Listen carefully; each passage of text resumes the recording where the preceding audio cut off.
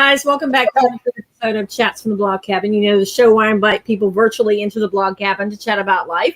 And you know who I am. I'm Melissa. But today we're chatting with Weam. She's the author of Pomegranate, which is a book that helps bridge cultural stereotypes about Arab Americans. So I love that. And so before we get into talking about your book, tell us a little bit about yourself.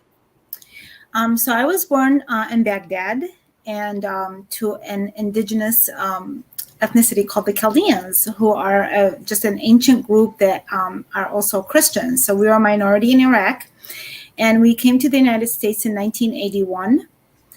And I decided I wanted to be a writer even before I graduated from college, but I just was thinking that it's going to be a side thing. I didn't.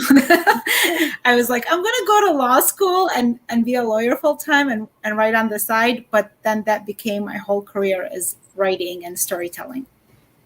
And let's talk about your book, Pomegranate, because to me, it's being made into a movie, which is amazing as it is. But I love the fact that you're trying to help dismiss some of the stereotypes about Arab Americans.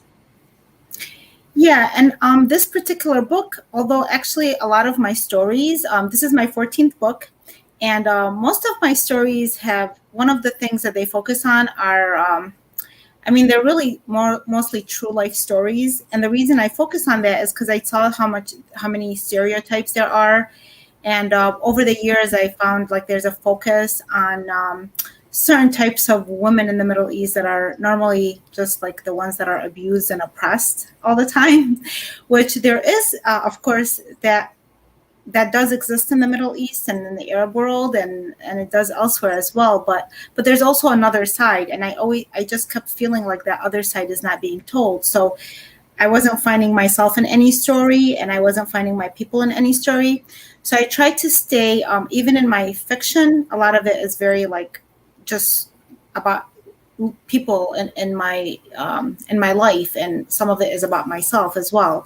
And Pomegranate, and then especially with regards to women, I like to focus on that because we have very powerful women in our communities. And Pomegranate, the main character is a young Muslim liberal who is a refugee in the United States. And she lives across the street from a conservative Christian who's a Chaldean, who happens to be from my community. And I started this project because after the 2016 elections, there was, as you know, there was so much tension going on in every community, including in our community, and especially between the Chaldeans, which are Christian Iraqis, and the Muslims. Now, the Chaldean community in Michigan, we have the largest community in the world of Chaldeans, especially after what happened in ISIS in 2014. So in Michigan, we were the second largest population, but then now we're the largest population. There's also the largest concentration of Arab Americans. So really the setting is just perfect. Like this is our new home. Really. Mm-hmm. And so the tension that was happening between the different religions and the different beliefs kind of was escalating. And I wanted to go on social media and just just throw all my comments as well. But I found that I when I would put comments up there, and then it would be, everything became such not a debate. A debate is a good thing, but it was like everybody was attacking each other. Uh-huh. So I said, I don't know that I want this stage. And so I decided to take my energies and create these two characters that have different belief systems that live across the street from each other. And I kind of put my energies into this story. I love that. So how did it become a movie? How did you get to where it's becoming a movie now?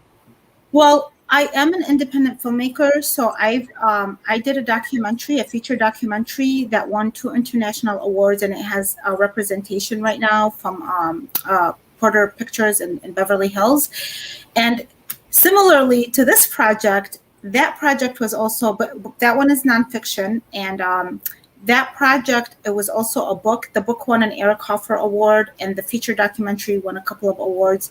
And I had gone to film school. So my projects oftentimes take a little bit longer than usual because, I have my kids, my family, and but I just love writing books. The secondary, the filmmaking part became where, as a storyteller, I cared how, I move with the times. And people nowadays, you get a larger audience to view your story through film and other ways.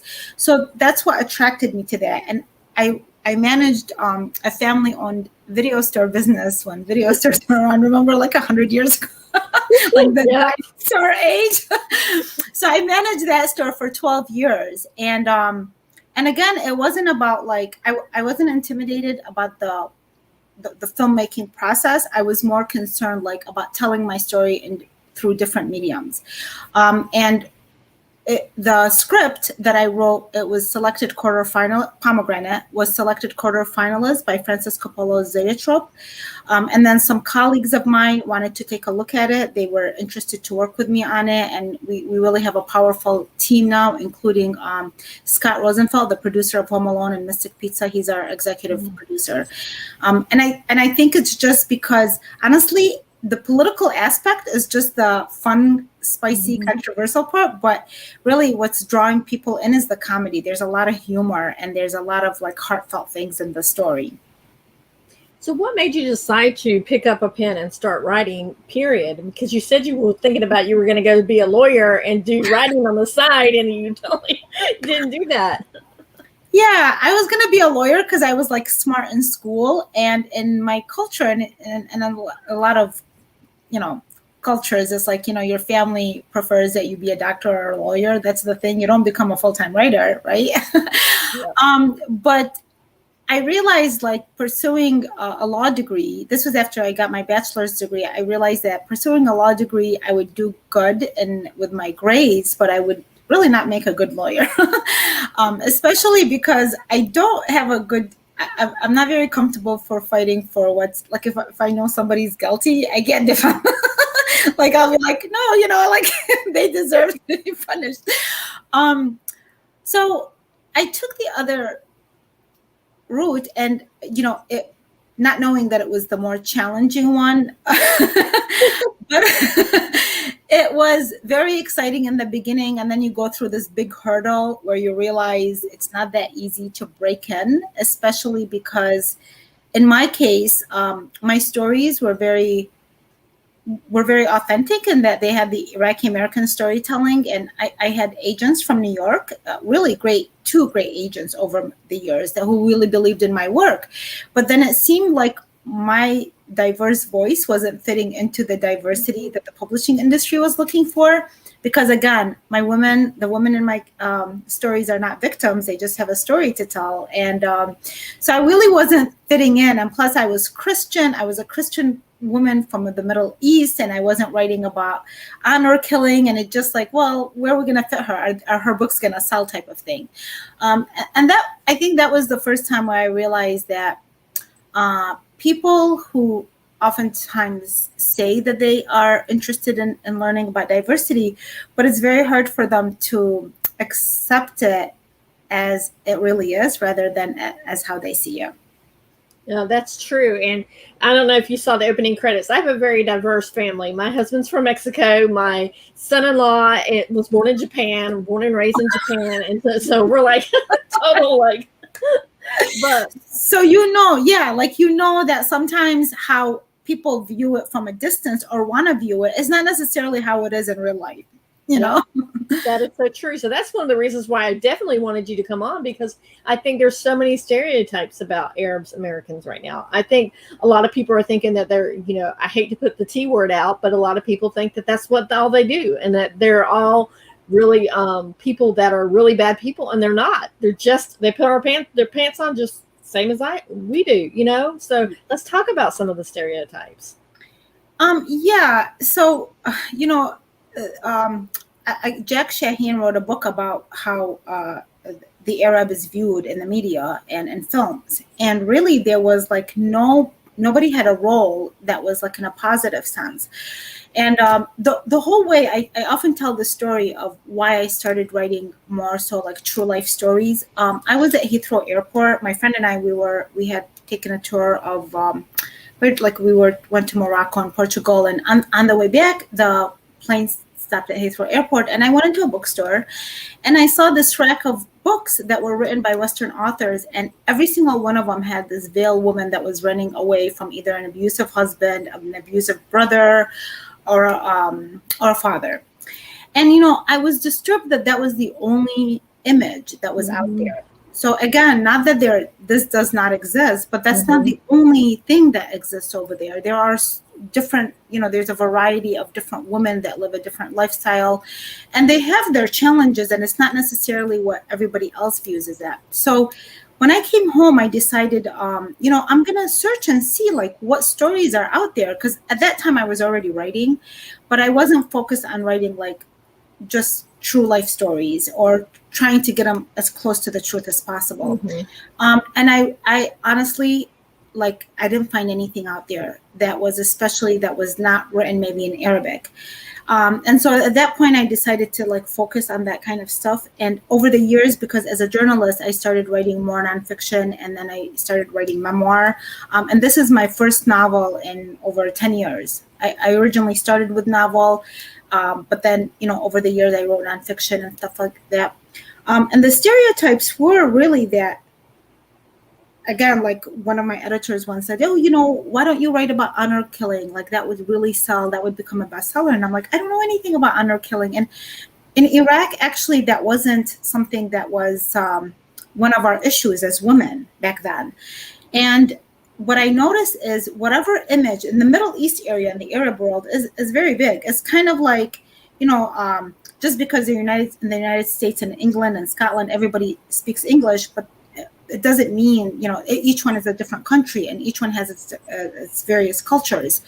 And so I found that we were all kind of grouped into one thing, where the women are, oppressed and abused, and the men, are very, and it is a patriarch system over there that, like, there's no denying that is a true thing. And that's something that really they need to work on. So again, it's not like they don't have their own problems, but that the focus, the negativity of it is, it's to the point where, it dehumanizes who they are. And so you often find them in war movies, they are like the bad guys, or they're so victimized to the point where you feel, well, if we're going to go and bomb this country, that's not so bad because they're living in the worst condition possible.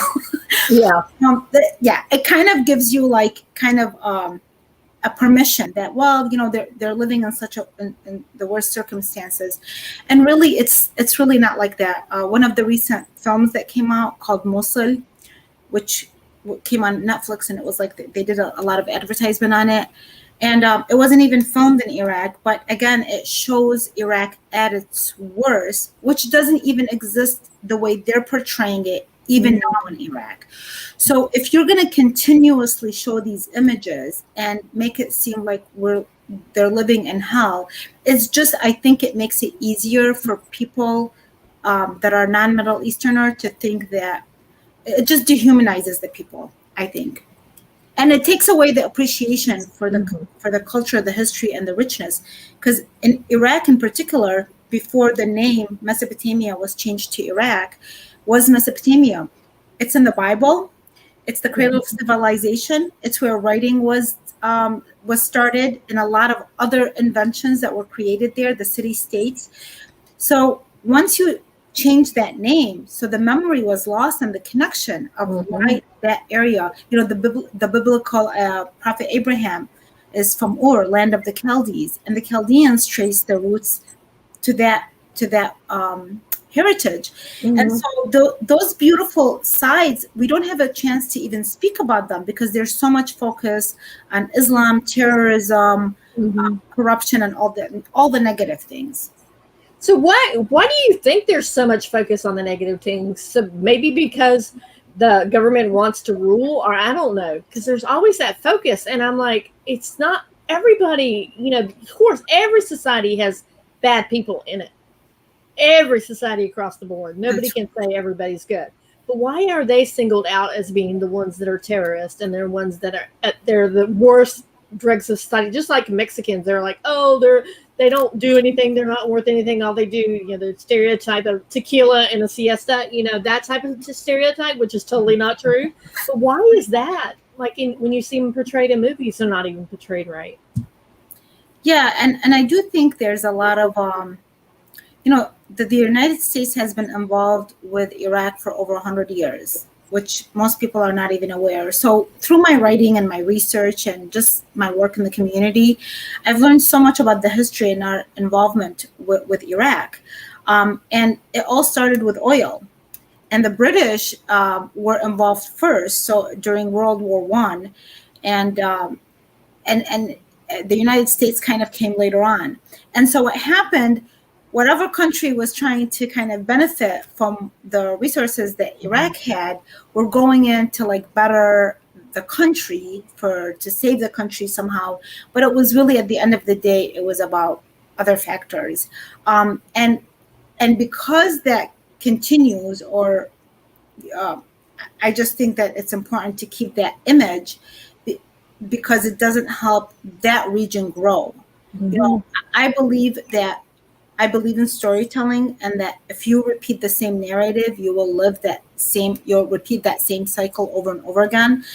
And I think the Middle East will continue to experience that cycle because of the image that the Westerners are placing on it, and as well as because of the Middle East not kind of looking within and trying to stop that pattern from repeating itself. So it's not like, I don't believe that any situation is the way it is from one side. It's kind of like a marriage. You can't blame everything on your husband, and the husband can't blame everything on the wife. There's mutually, good and bad in the situation where you're trying to work it out. And I think that the both areas, like the Western world knows the weaknesses that reside in the Arab world, and the Arab world kind of doesn't look within and investigate itself, which actually happens in the United States as well. There are some things that we have to own up to so we can become a better country. So these are what the faults are. And again, it's very unfortunate, but I also believe that that's why the name was changed. I believe that the name was changed in 1921 in order to disconnect that memory and the value of that region by calling it a different country, to where I remember, like now it's a little bit different. I noticed, especially after the 2003 war, that more people are aware of the history of Iraq because of our relationship there. But prior to that, people had no idea that Mesopotamia and Iraq had any kind of an association together. I mean, they were clueless. And we go to the church, and in our churches, I mean, it's the pastor, the priest, everybody brings it up, but saying the word Mesopotamia and saying the word Iraq, even if you tell them it's the same region, it's very hard to fathom because of that disconnect in the name. And I think that was done purposely. Why do you think it was done purposely? Well, because Mesopotamia is, has a totally different definition. It's a biblical area. It's, the home of Prophet Abraham. It's got it has historical significance, the cradle of civilization. The first writer in recorded history was a woman from ancient Iraq, not male or female. The first writer, she was a priestess, a princess, and a poet. And her father, he was a king, King Sargon. He put her in a position where she used her poetry to try to bring peace between the nations that they had conquered. And the reason that she is the first writer, it's not because there was nobody that had written before her, but traditionally prior to her, whoever wrote didn't put their name down. So you didn't know who wrote the material. But in her case, she did write her name. At the end of her poetry, she said, "It is I and Hadwana who wrote this." So she knew she was making history, and she wanted to do that. And a lot of this was discovered. She lived over 2,000 years ago, but much of this was discovered when the British were in Iraq. And I think her disc was discovered in 1927 with all this information and her poetry and stuff. And so, that's all this historical significance. Now, when I share this with people, I have yet to find somebody that knows about her from when I mention her, even including our own people, because our people were so busy on a survival scale through all the genocide and everything that happens in Iraq, like war after war, and the negative things that have happened, the corruption and stuff, that they had not focused on that area, the arts and culture. They were just focusing on survival and, for the most part, like in our case, getting out of there, especially this was during the Ba'ath Party. And so now I am executive director of the Chaldean Cultural Center, which houses the world's first and only Chaldean museum. And so when I give a tour, and she's not in the museum because I came on after the museum was built, but I always mention her. And I have yet to find somebody that when I mention her, they say, oh yeah, I know who Nhadwana is. Wow. So you're kind of helping to change the narrative around what's happened and change the narrative around the stereotypes. And you do that through your writing and also through your work there. But let's talk about some of the stereotypes. What are the most hold on, let me think again. What are the most ones you hear all the time?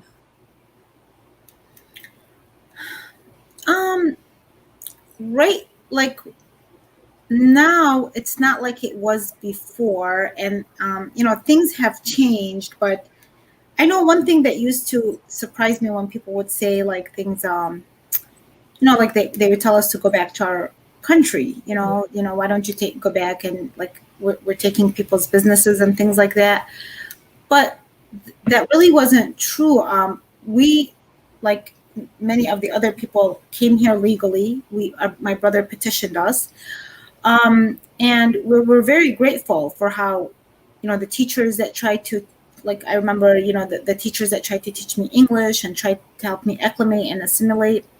But then the people that would view us with regards to how we handled business, well, one of the things that I think people can learn from immigrants is that when we suffer the way we do, and when we're oppressed from a certain land, when we come to the United States, we understand the value of what it has to offer. Mm-hmm. And so we work so hard in a way that most people don't want to work, and they don't really, I don't know if they believe that, working 7 days a week is just a norm for us, and going to school and doing this and that. Because when you find a safe haven and you have that kind of freedom, and you recognize it, you're so grateful. The country becomes like your parent, just kind of like carrying you through the process. And so when you experience the negativities and the stereotypes, you really tune it out. Because I'll be honest with you, in a lot of cases, given that what we've seen, it's not, I don't want to say it's not as bad or anything, but really it's not. I think when you go through the kind of discrimination and some of the things that we want as non-Baathists and as minority Christians, so we feel like here, even if we hear things, it's not on a, on such a bad scale. But when we are told that, what I feel bad about is somebody feeling that we're taking their business, is that whatever it was on this land was here long before we came here. And if anybody wanted it, it's available for everybody.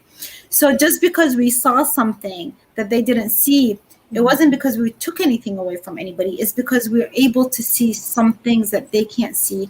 And again, it's because we came from an area where we really sacrificed everything. We weren't able to take anything with us to come here.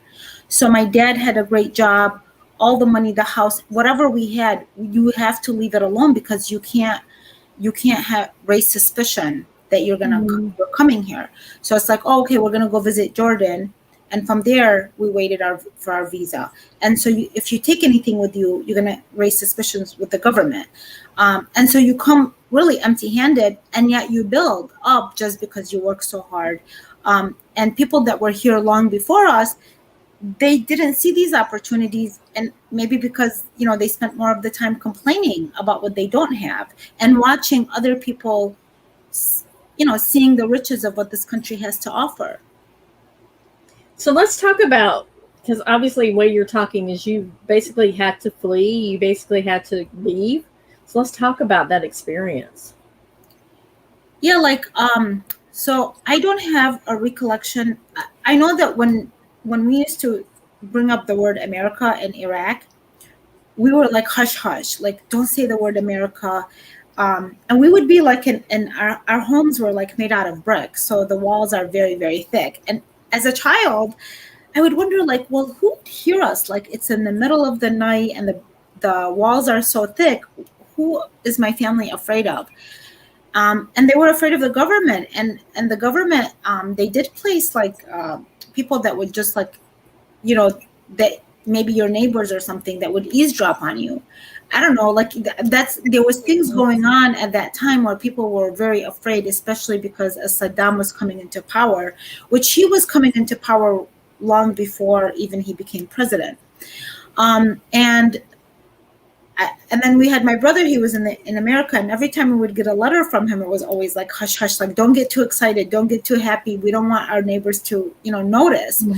And then the day that we left, it was years later that I once asked my mom, I said, Mom, how did we leave? I don't have recollection of the day that we left. And it was like, I was in Iraq one day, and then all of a sudden I was in Jordan, and I don't remember the transition. And she said, oh, we rode a plane. And I said, a plane? I thought the first plane I rode was the one that I came here. And she's like, no, we got on a plane.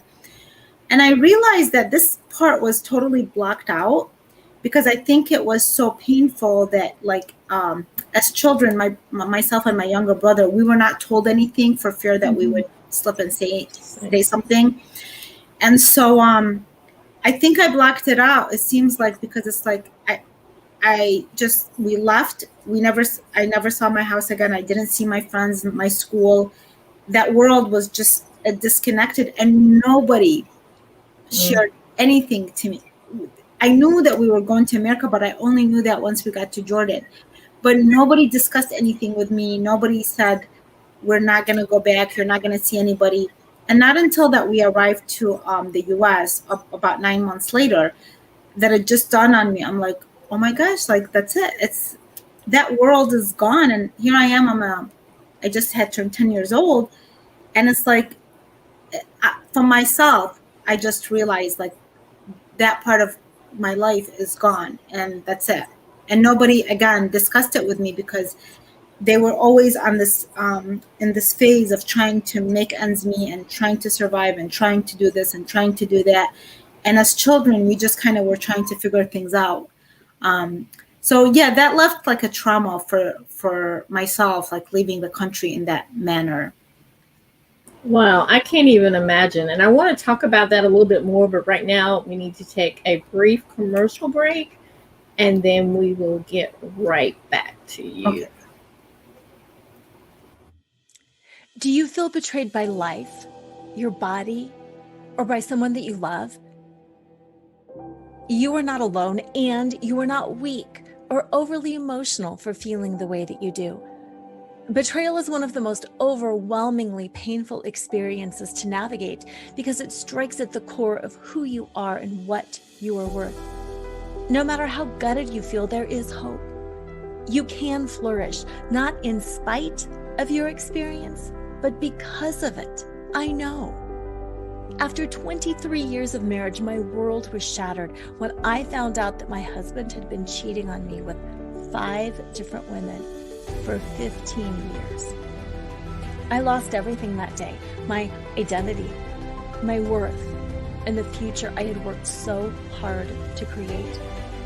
While it was a long and arduous journey back to myself, today I know who I am, what I want, and I am happier and more confident than I ever was before.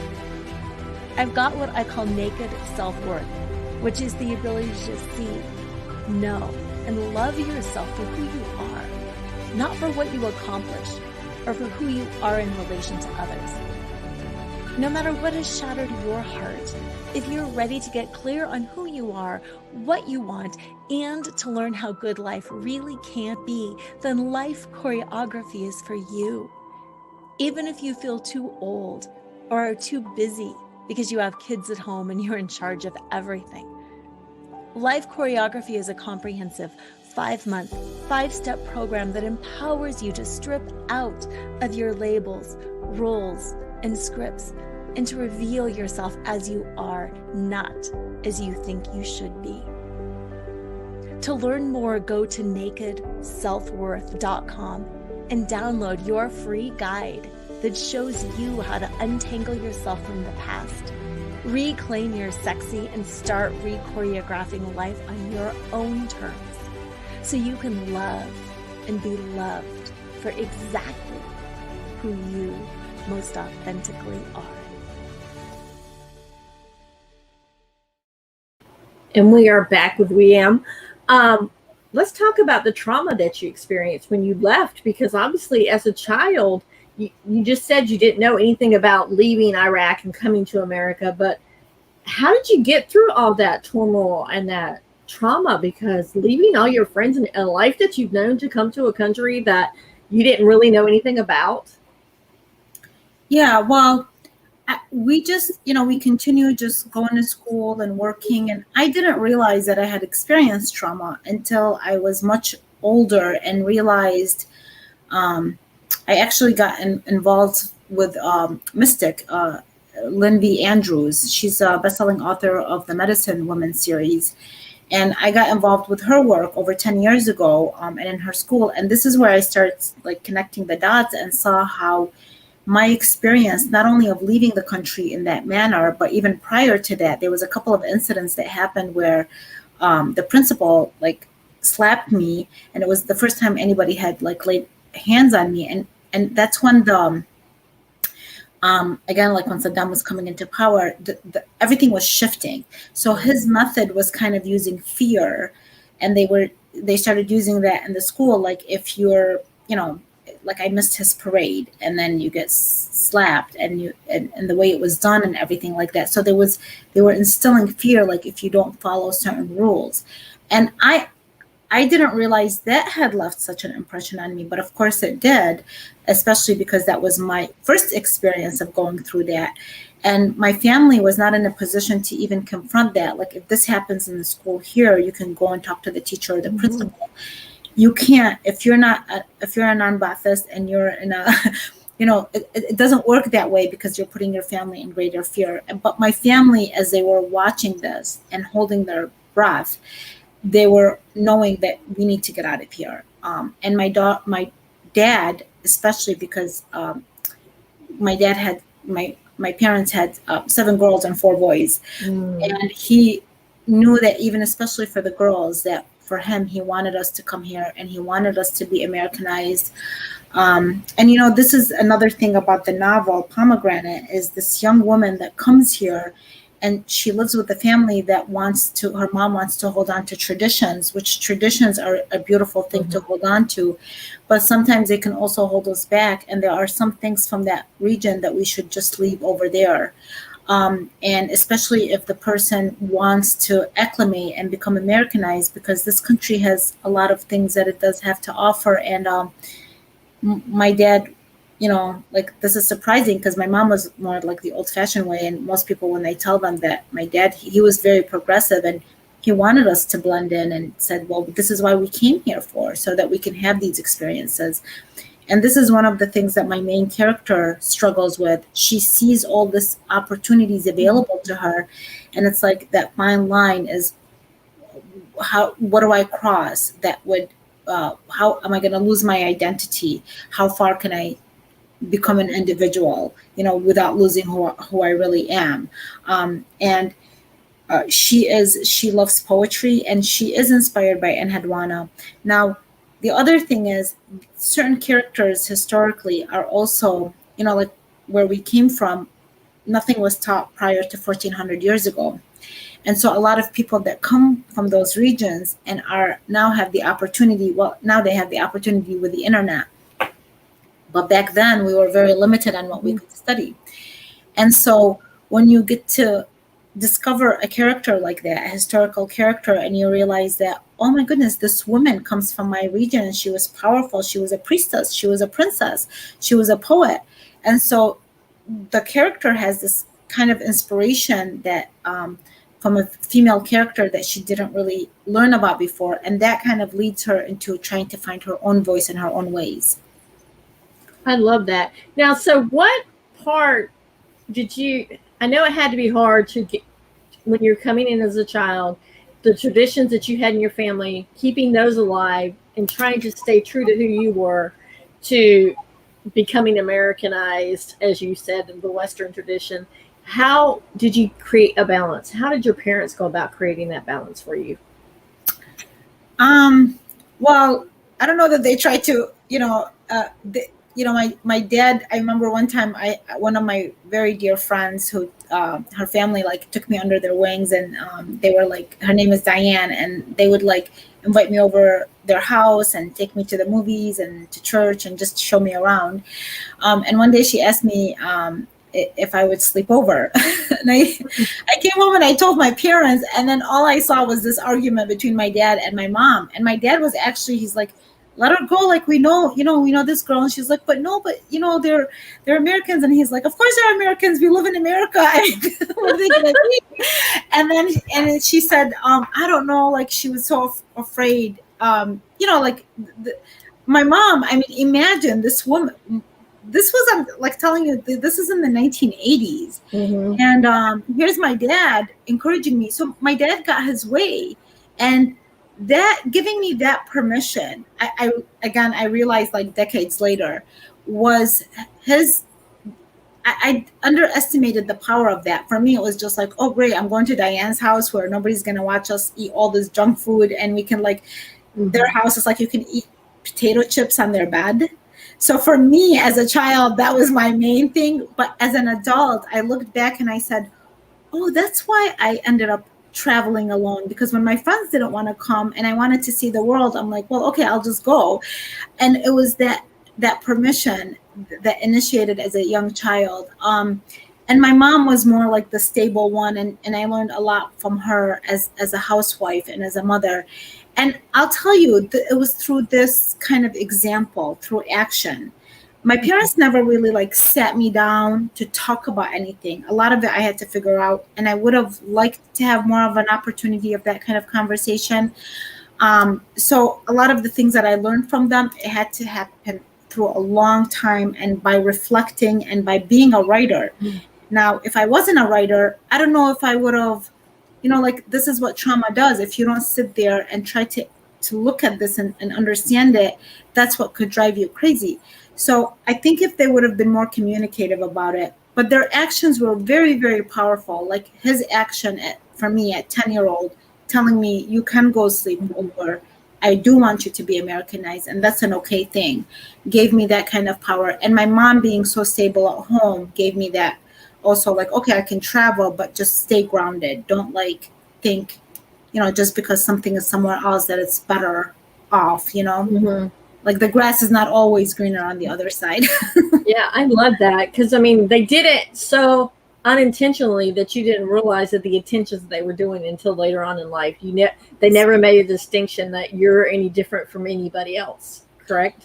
Yeah, they didn't. Right. They just kind of like, they never sat me down to talk about it. They never talked about our ethnicity. They never said, even in Iraq, I did not know. I knew I was a Christian, and that stood out. And that was mostly because on Fridays when they did prayers, I was allowed not to participate.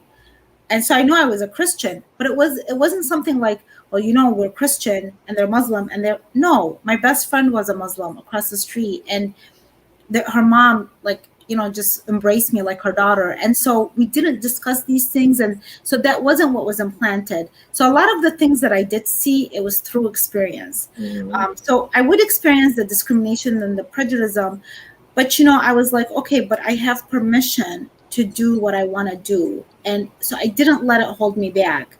And yeah, I do give them credit for that. I love that. And do you think that you model some of the characters in your books around your parents as well? Yes, I think the mom, I think the main character has so many of my description. And that's the thing, even though she's Muslim, but, she's a character who's trying to let go, or she's considering whether she wants to remove the hijab or not. And so that's a materialistic thing. Now, for me, or any woman, regardless of her background, we all have had that materialistic thing that we wanted to, whether to decide as we were growing into womanhood, what parts of us do we want to give? And I'm, when I say materialistic, I mean, materialism comes in so many different aspects, and it's always in a physical aspect, whether it's our clothes, whether it's our sexuality, whether it's us traveling to another place and saying, okay, you know what, I'm not restricted to just living and obeying my parents. So the main character has a lot of that, and then the mom, what her mom, and my mom was like that too, is just kind of always being overprotective, but being so loving that at the end of the day, figuring, well, going along with it, but making all the attempts that she can to kind of stop anything from happening, like keeping you under control somehow, So were you probably didn't recognize it, but were your parents kind of on high alert when you guys were traveling as well, scared something was going to happen to you guys? Yeah, my mom was very scared, and she lost her firstborn. He was very young. He was like a toddler. And so she became really overly protective. And, she had a hard time. Yeah, if she didn't see. So here's me wanting to travel, and here's her having such a hard time because her first son, he passed away after she had went and visited her village. We were born in Baghdad, but her and my dad were born in the village of Tilkiev, which unfortunately was one of the ones that were attacked by ISIS in 2014, and it's no longer what it was before. But that was their village, and it was primarily a Christian village. So she had visited her parents, and afterwards her son got sick, and they weren't advanced at that time. It was something that I forgot what it was, but it was like something that would be curable today. But that implanted like that fear, and she was very young. They got married very young, like she was a teenager. So that implanted that kind of fear. And so, she wasn't into the education, and she's everything opposite of me. And this is the thing, like you said, your husband is from Mexico, and a lot of communities that are indigenous, we get past so much of that because our lineage is so, it's not about the intellect. So our lineage is so old. And it might start off like me feeling, well, I've studied and I've graduated and I keep going to school and I've traveled, and here she is. She seems like, but she was incredibly wise. And this is something that I have found in indigenous people a lot. And in going to Mexico and where I have met with indigenous and ancient communities, which, by the way, the last time we went to Cancun, what I really enjoyed, there was an opportunity for people to have ceremonies with shamans. And I thought, oh my goodness, like the shamans have come out. like prior, and to me that was really, there was several ceremonies that were very healthy. One that I was able to enjoy with my family, and one that I went on my own, and both were extremely memorable and stayed in my heart and always will. But it's these kind of teachings that never leave you, and that's what my mom has had. Wow, I just can't even imagine. So you mentioned you have kids. Have you told your kids about your experiences, about growing up in Iraq and then having to leave? Have you kind of shared with them? Or are you kind of letting them make up their own mind about things? Yeah, I see, sometimes I think about my mom a lot because I remember how she used to try to tell me things, and I wasn't a good listener when I was younger. And I think now when I am trying to tell my kids, and I see that they're in their own world. So I try to plant it here and there. And then I know that one day when I'm gone, that they'll have, one of the things about writing the books is I really care to our community, while it is not technically in, really it is also facing extinction to a certain degree. But when you count the numbers, it doesn't fall into a certain category. But given what has happened and everything like that, so it has dwindled a lot. And our community speak the Aramaic language until today. But in my job, like today, I went and interviewed. We're doing what's called the digital storytelling project, where we interview the elderly who still speak Aramaic and tell us about their days and, from the villages and things like that. And we do that because we're documenting the language and their heritage.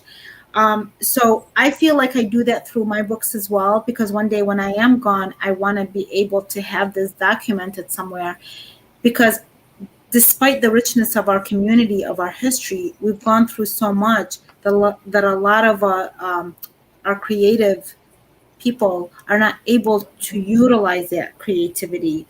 So in my case, I became prolific, I believe, aside from loving writing, is that sense of responsibility. Like, well, we don't have that many writers in our community. We don't have that many filmmakers. And it becomes like part of me feeling like it's my job to make sure that I leave whatever I can for the next generation before I leave this earth. So how do you balance it all? Because you talk about you're doing this storytelling project, you're writing, you're doing films, and whatever, and you were executive director at one of the places too. So how do you balance it? And plus the family. I mean, I'm tired just thinking about it. Yeah, you should see me when I'm like doing a meeting on the phone and I'm chopping onions. I do that very well, by the way. And then I'll have like the person on the phone. They're like, "What are you cooking?" Like hearing the sizzling pot, and I'll tell them, "Oh, it's." That's how I do it. I mix my kitchen is whether it's I have an office in my home, which I've had it from the very beginning. I would say I'm very disciplined, and that does come from where I come from. I mean, you could not. They were strict on you from first grade. You had to pass all your grades, otherwise you would fail. Like if you fail one subject, you have to repeat the whole year. And I think that's where I got the discipline from, aside from my mom. But I don't categorize like my home, and if I'm doing my work and taking care of my kids, and I do think that's also a tribal attribute. We are very tribal. Like we have extended family. My brother lives across the street. My other brother lives down the street, and my sisters lives on the other side of down the street. And so we're very tribal. And when you are as such, you kind of have to. For us, multitasking is not a negative thing. It's like you got to take care of things, and these are urgent things. And so as long as you're taking care of the family while you're taking care of your work, it's an okay thing. So I do believe that part of that comes from that kind of background. Now, if you get to one day, if you're ever here, Melissa, you have to give me a call. Okay, I have to show you around. Our little community is called Little Baghdad, and I think you would really appreciate it. But if you were to meet the community members and see their work schedule, they work as many hours as I do. Okay. However, they are in different fields. The biggest difference with me is I'm in a field that's really not that many people in my community have. Mm-hmm. So I'm doing similarly to them, working like 7 days a week, but just in my other profession, So I'll credit the multitasking part to it. So how do you take time for yourself though, too? I do take time. If I gotta tell you, so I learned a lot from the women in Lindsay Andrews Mystery School, and they were all very powerful women, much older than me. They were like my grandmothers that I didn't get to spend time with, my real grandmothers. So they served as that, and I learned a lot about energy work, and I think that about choreographing energy, which means that you are able to utilize energy not just through time, but really the intensity of how you use your energy and the efficiency. So it's not about how much you do, but once you do things like that, you just produce more with less time. And I was in her school for 4 years. And up until like recently, because of the film project, I was mentoring her apprentices up until last month for the last like 3 years. So, and the reason I did that is in order to continue to to be connected to the teachings. But it's very, very ancient teachings that were passed down to her by various women. And for me, I see how women play such an important role and how much power and strength we have if we just were to use our talents and skills, and also, even most important, really to help each other. I think combining all of those brings a lot of blessings, and you get surprised on how things get done. Just, I don't want to say magically, but it does feel magically. It really does. I love that, how things get done magically. Because honestly, when you think about women and moms in general, kids think things are done magically, that mom doesn't do them. So I love the way you use that word magically, because a lot of kids think, oh, the laundry magically gets done, the laundry magically gets put up, the dishes magically get washed. You know, when you're trying to balance everything, it's hard. So I love the fact that you use that. Yeah, it is. It feels like that for them. And then you realize, I mean, again, like I remember, because my mom passed away not too long ago in 2019. And it was especially after she passed away, I see, for myself as a mom, when I have the house all done before my kids come, and the memories of her and me having that same experience, I walk in and everything used to look perfect, and I don't see any of the work behind it. And I took it for granted, you know, and that's what they do now to me. And they'll probably do it, and their kids will probably do it to them. So yeah, there you like, go. They're not gonna know. I can complain from now to like forever, and they're not gonna get it until they experience it. So yeah, being a mom is one thing, but you really appreciate the female aspect. And I think, like, with Pomegranate and with Middle Eastern women, if anything, Arab women, there's an opportunity here for them that I think that I hope that they understand and appreciate and really utilize. I have to say that there is something here that the women in this country and in Western countries, they have gotten to a certain, and there's nothing wrong with learning from women who have gone ahead in certain areas, and that's, you know, that's something that I have experienced, and I've learned a lot, and I'm very appreciative for that. Wow, I love that. So tell people where they can find you at. Well, they can look up my website, which is basically my name, and my name is right there printed. Weam Namou, yep. And I also have a Facebook page, and if they're interested in the Pomegranate, they can also check it out, Pomegranate Movie. My book is available, all my books are on Amazon. But if they're interested with regards to Pomegranate, is that they can actually, when they visit the website Pomegranate Movie, is they will be able to see updates about us, you know, when we start shooting and all the other aspects that come to it, and when it's going to be finally released. Do you think it's going to be released to movie theaters or released to like Netflix and Hulu or stuff like that? Because I've noticed a lot of people are going directly to streaming now. Yeah, I think it will probably be directly to streaming. So it does have a certain niche. It might not be in that type of commercial. But although, like, we do have a good team, including, like I said, Scott Rosenfeld, and he just really believes in the story.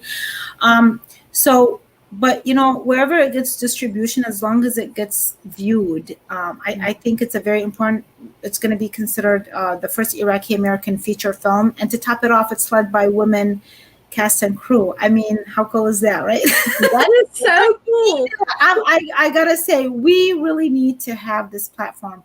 From our communities, we don't complain much, and part of it is because of the culture that we came from, and we kind of don't, you know, we don't express. We allow a lot of the things just to go within us or more intimately share it with people, and so, but we really do need the kind of voice where we feel like we are represented as ourselves rather than people like trying to represent us. But because we don't use our voice, although like my peers and my colleagues, my wonderful friends try to say, well, you know, you got to do this more and you got to do that. But at the same time, we still have those characteristics that are Middle Easterners as women. And so we have our own style of trying to get our voices out. And it helps us a lot. It would help our daughters too, to have that kind of opportunity, to tell our stories, because we don't want our daughters just to grow up seeing that the only version of themselves is the woman that is being abused, and the only version for our sons are the ones that are terrorists.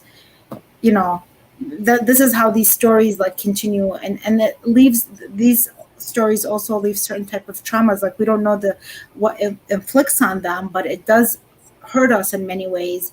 And I grew up being influenced by Western literature, which I think is beautiful. I think you should be influenced whatever is inspiring. But at the same time, if for publishers and for the film industry, just this last message, for anywhere, when you say that you want diverse and voices and people of different ethnicity, you have to be authentic in the people that you choose, and not just choose the ones that kind of write about what you choose that you want them to write about. Yes. And I was going to ask you for a last nugget, but you just gave me that last nugget without asking for it. That's the last thing. Yes. Just, let real authentic people tell their stories. I love that. Well, Weam, I want to thank you so much for coming on and sharing your story. And I cannot wait to watch the movie when it comes out. Do you have any ideas when it will come out? Yeah, we're estimating based on when we're going to shoot it and stuff that it's going to be next year, early next year, 2022. Ooh, can't wait. So guys, like I said, I want to thank you so much for coming on, Weam, and just keep doing what you're doing to raise people's awareness, because I learned a lot through talking with you, and that's just as a mom. And as women, we can learn from each other and empower each other, regardless of our race, regardless of where we were born or anything else. We just need to all band together to learn from each other. I want to thank you so much for having me and giving me this ample opportunity to share my story. Thank you so much. Yeah. So guys, we will see you on the next chat from the Blog Cabin. Bye.